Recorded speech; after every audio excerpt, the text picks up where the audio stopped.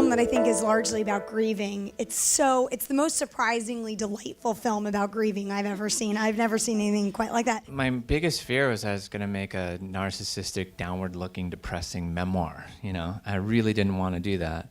And that really wasn't my father's energy. So part of my portrait of my dad was his energy, which was very inclusive and reaching out and very public and very engaging. And I could hear my father saying, "Michael, don't make it morbid."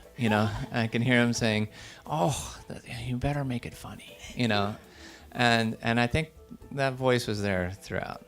But it's a story about love.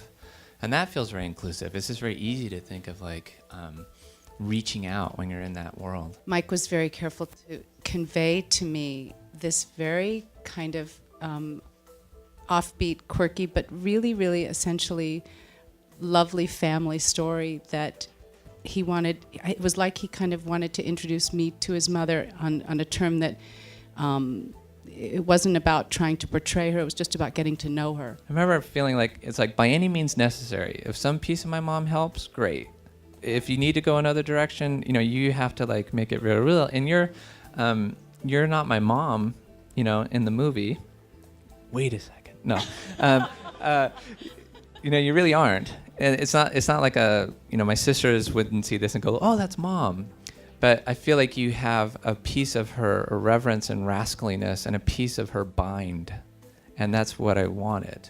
It's so interesting working with a bunch of different actors. It's like having 8 different girlfriends at once because everyone's so different, And Melanie is incredibly smart. She knows where the camera is, where the lights are. She never blows continuity, but she's also wildly intuitive. And I don't even think she knew half a lick of English, and she just bluffed her way through the whole thing. She knows English, but we're always catching her. So the scene where he goes, "What do you feel about vandalism?" She goes, and she does this amazing reaction. She goes, "I don't know, pretty okay." A week later, she comes up to me and she goes, "When you said vandalism, I thought vandalism meant cannibalism."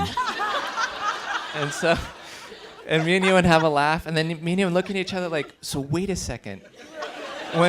When he said, "You want to go eat people," you said, "Yeah." And that's kind of Melanie. She's wild, Thank you guys so much. Well, Thank you, Mary.